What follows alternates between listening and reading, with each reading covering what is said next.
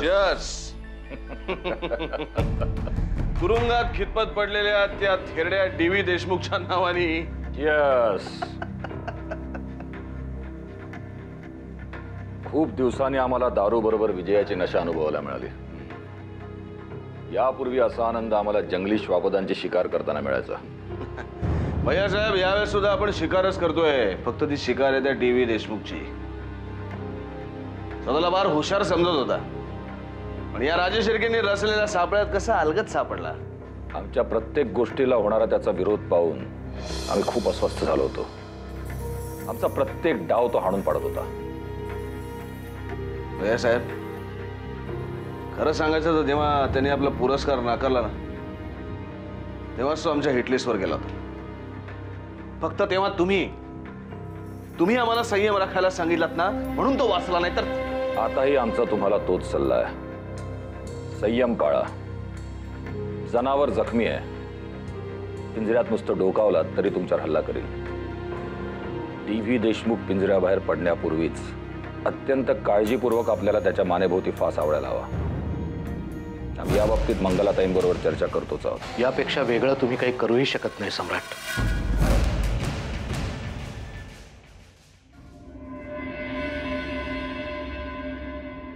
ही लढाई आता सोपी राहिलेली नाहीये. तू समजतेस तेवढी ती सोपी कधीच नव्हती. आज सगळी सिस्टीम ते राजेश शिर्केंच्या बाजूने कामाला लागली. आपला नावाजलेला वकीलही त्यांनी त्यांच्या बाजूने वळवून घेतला. मला त्याचं आश्चर्यच वाटतंय. तो आपला कधीच नव्हता. DV सरांना जामीन मिळू नये म्हणून त्या राजेश शिर्केंनी आपल्यापेक्षा दुप्पट पैसे त्याला दिले असणार. आता काय करायचं? आता एक गोष्ट लक्षात ठेव. कुणावरही डोळे झाकून विश्वास ठेवू नकोस. या लढाईत आपलं कोणी नाही असा विचार करूनच प्रत्येक पाऊल पुढे टाक. तू थोडी जरी गाफील राहिलीस ना तरी सगळा खेळ संपला म्हणून समज. नाही, आता ह्या पुढे तू जसं म्हणशील ना तसेच निर्णय मी घेईन. नाही, अजिबात नाही. हे बघ, तू माझ्यावर विसंबून राहू नकोस. कारण ड्युटीवर असताना मी तुझी काहीच मदत करू शकणार नाही. तेव्हा जे काही निर्णय घ्यायचे ते तुलाच घ्यायचे. दादूंना जामीन मिळेल आणि मग आपण त्यांना निर्दोष सिद्ध करण्यासाठी पुरावे जमा करणार होतो. आता बघ, पुरावे गोळा करायला आपल्याला लवकरात लवकर हालचाली करायला हव्या आणि त्यासाठी आपल्याला शाळेपासून सुरुवात करायला हवी. शाळेची इमारत ही पडली नाही तर ती जाणून बुजून पाडली गेली हे सिद्ध करायला लागेल. आणि ते पुरावे गोळा करायला आपल्याला ताबडतोब शाळेत जायला हवं. आणि हे सगळे पुरावे जमा करेपर्यंत दादूंना किती दिवस कस्टडीत राहायला लागणार आहे कुणास ठाऊक. देव प्रत्येक रात्रीच्या शेवटी दिवस असतो. आपलाही एक दिवस येईल, पण त्यासाठी प्रयत्न करायला हवेत. बाय.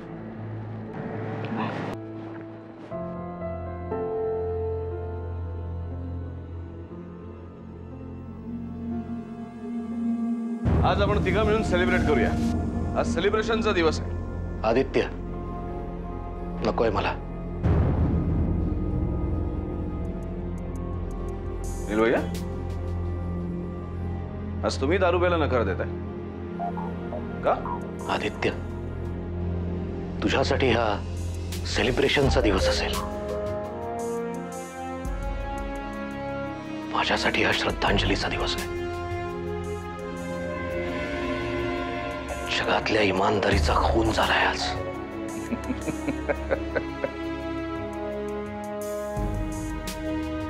या गोष्टीसाठी हे तुम्हाला बहुधा मौन पाळायलाही सांगू शकतील आदित्यराजे. नाही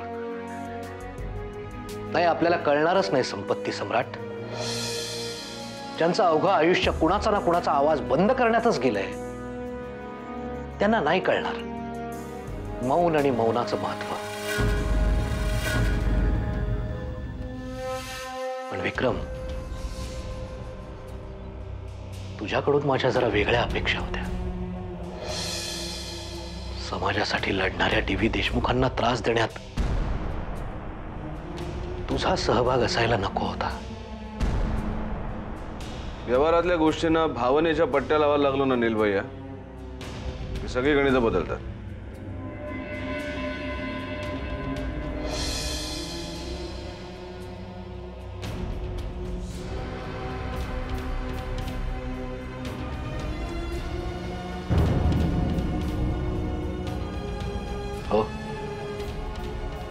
बदलत असतील ना, पण आदित्य,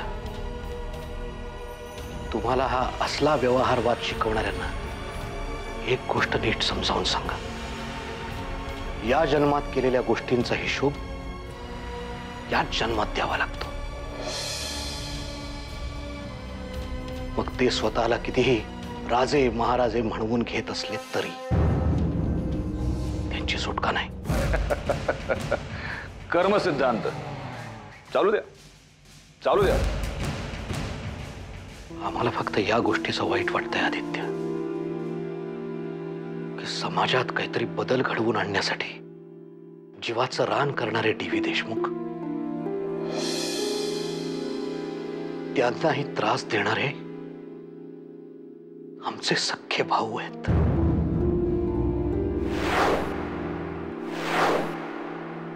आणि दुर्दैवानं आम्ही त्यांनाही नाही बदलू शकलो.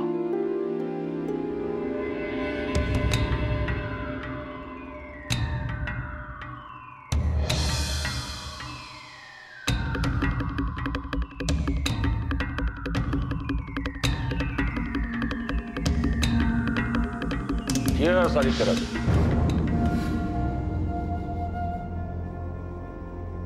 Chess. Advocate Rane counter argue करताना कमी पडले. मला तर असं वाटतं ते तसं मुद्दाम वागले असतील. साक्षी, आपण काय बोलतोय हे बोलायच्या आधी जरा विचार करायचा असतो. देव बाबा सुटतील ना, सुटतील ना.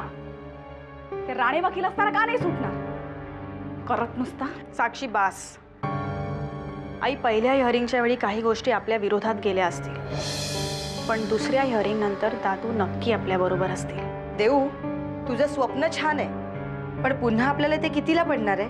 ॲडव्होकेट राण्यांच्या फीची व्यवस्था मीच केली होती. हो, खरंच त्या बाबतीत तुझं कौतुकच करायला हवं. नक्की कुठून आणले होतेस पैसे? त्याचं उत्तर देणं मी गरजेचं समजत नाही. राहिलं. चला सगळ्यांनी जेवून घ्या, मी स्वयंपाक केलाय. माझी तर इच्छाच नाही काही खाण्याची. माझी इच्छा असली तरी मला जेवायचं नाही. थांब साक्षी, पण मला नाही जेवायचंय. जबरदस्ती का? कारण तुझा हट्ट मूर्खपणाचा आहे. माझं वागणं तुम्हाला सगळ्यांना वेगळं वाटत असेल, पण ती वेळेची गरज आहे. कुटुंब म्हणून आपण ह्या परिस्थितीला एकत्रितपणे तोंड द्यायला हवं. चल देऊ, 2 घास खाऊन घेऊ.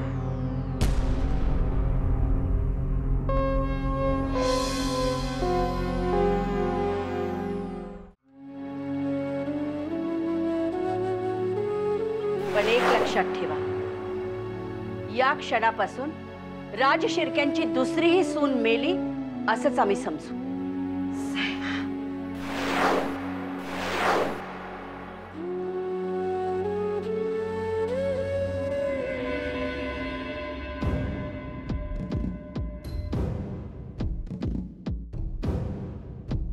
आम्हाला माहिती आहे, नीलराजांच्या सांगण्यावरून तुम्ही घराबाहेर पडणार होता,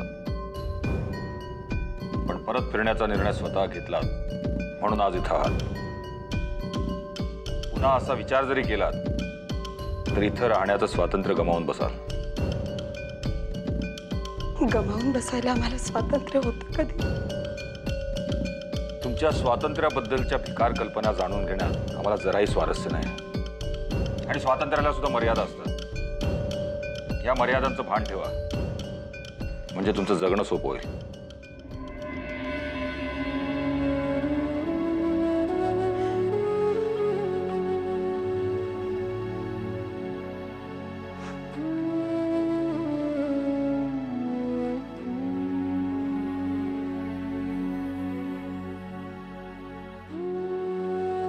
प्रियदर्शिनी राजेश शिर्के, तुम्ही या महालात पाऊल टाकलं तेव्हाच तुमच्यासाठी स्वातंत्र्य ही संकल्पना संपलेली होती. एवढी साधी गोष्ट अजूनही तुझ्या लक्षात आलेली नाही.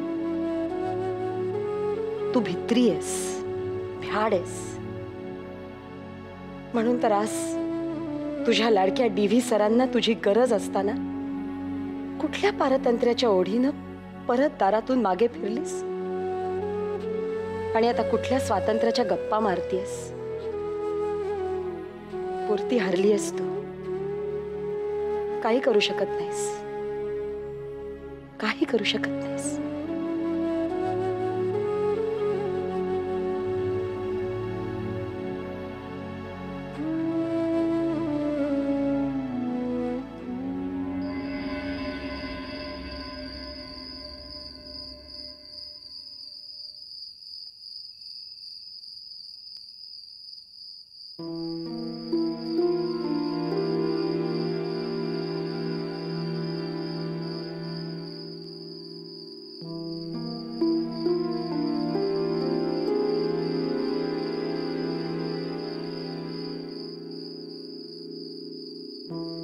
शेवटी पश्चातापाची वेळ आली ना. आतापर्यंत ज्या ज्या वेळी मी तुम्हाला समजावण्याचा प्रयत्न केला त्या त्यावेळी तुम्ही सगळ्यांनी मला मूर्खात काढलं. बाबा जेलमध्ये असण्याला तुम्ही सगळेजण जबाबदार आहात. काकू शांत बस.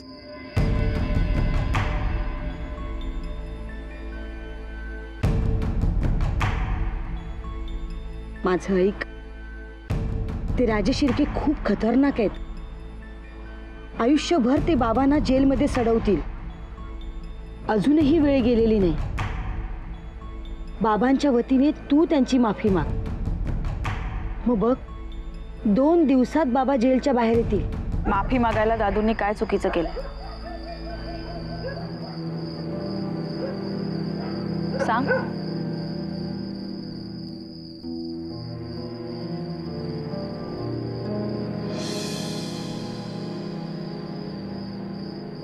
असा प्रश्न विचारून तू पुन्हा चूक करतेस. आता फक्त त्यांनी बाबांना जेलमध्ये टाकले. उद्या राजे शिर्केनी मनात आणलं तर सगळ्यांना जेलमध्ये टाकायला ते मागे पुढे पाहणार नाहीत. मोगलाई लागून गेले. जेलची धमकी देऊ नकोस. कुणाचीही मदत न घेता दादू जेलच्या बाहेर येतील हा माझा शब्द आहे. जमलंच तर राजे शिर्क्यांना जाऊन सांग TV देशमुख लवकरच येत आहेत. माफी मागायला तयार राहा.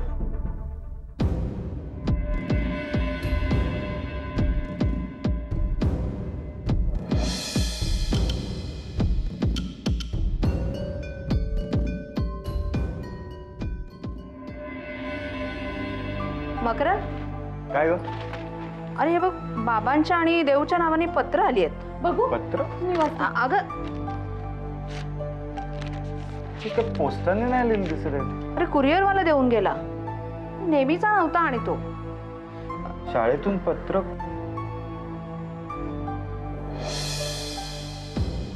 हो गॉड, दादूला शाळेतून सस्पेंड केलंय. काय?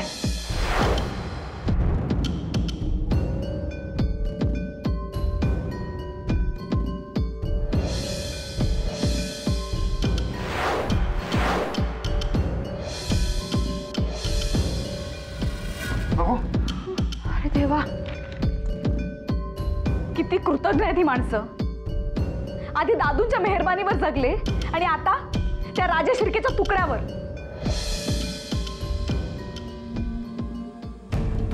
बहिणी, याच्यावर प्रिन्सिपल म्हणून कोणाची सही आहे पाहिलंस का? कुणाची? तो मोरे आगलाव्या. त्यांना कोणी दिले हे अधिकार? रणवीर राजे शिर्के, त्यांचीच मेहरबानी. दुसरं कोण?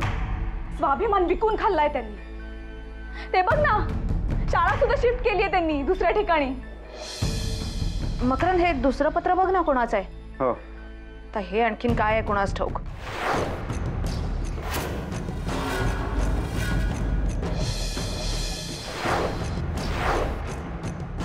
देवयानीला नोटीस दिली. 3 दिवसात जर का शाळेत रुजू झाली नाही तर तिलाही डिसमिस करतील असं म्हणतात ही लोक.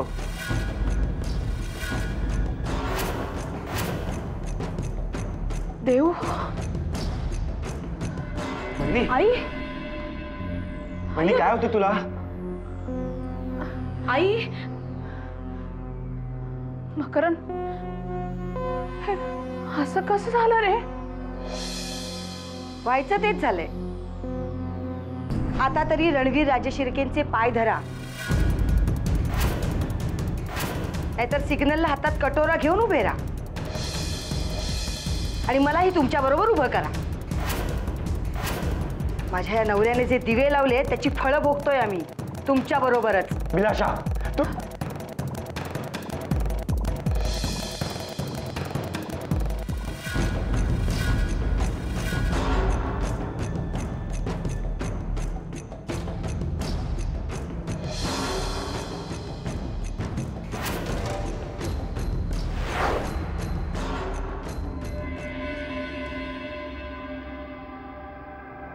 सर, आपण आपल्या अंडरग्राऊंड पार्किंगसाठी या बाजूने एंट्रेस ठेवलेले आहे.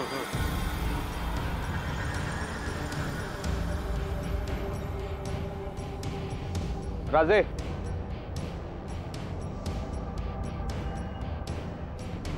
म्हणी शाळेची ही इमारत पाडल्याशिवाय इथल्या नवीन इमारतीचं चित्र आमच्या डोळ्यासमोर अजून स्पष्टपणे उभं राहत नाहीये. किती वेळ लागेल ही इमारत पाडायला? बुलडोजर पोचले की काम सुरू करतो. नाही म्हणे, एक एक भिंत पडत असताना बघायला आमच्याकडे वेळ नाहीये. आम्हाला असं वाटतं डायनामाइट लावून शाळा उडवून टाका. म्हणजे मॅडम, आतमध्ये यायचं नाही. हे बघ, तू मला असं अडवू शकत नाहीस. मुकट्याने आमची वाट सोड, मला हात जाऊ दे. आतमध्ये येणार नाहीत तर नाहीच. असं काय करताय तुम्ही? अरे वा, देवय आणि देशमुख. हा, काय शाळा बघायला आलात? शेवटची एकदा डोळे भरून शाळा पाहिजे असेल नाही का? अशा इमोशनल लोकांना पण अडवायचं नाही. सोडा द्या ना, येऊ द्या.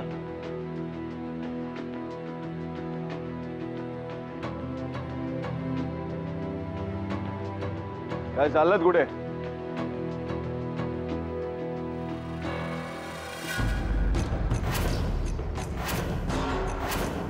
घटनास्थळाची पाहणी करण्यासाठी. घटनास्थळ.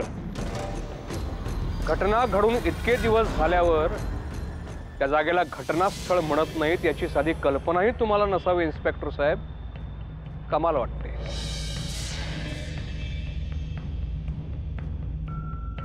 आम्ही इथे तुमच्याकडून घटनास्थळाची व्याख्या जाणून घ्यायला आलो नाहीये. मग काय पुरावा शोधायला? तुम्हाला काय प्रॉब्लेम? प्रॉब्लेम आहे. देवय आणि देशमुख, प्रॉब्लेम आहे. आम्हाला असं वाटलं होतं की तुम्हाला किमान लिहिता वाचता येत असावं. आज शिरण्यापूर्वी हा एकदा बोर्ड बघितला असता तर बरं झालं असतं.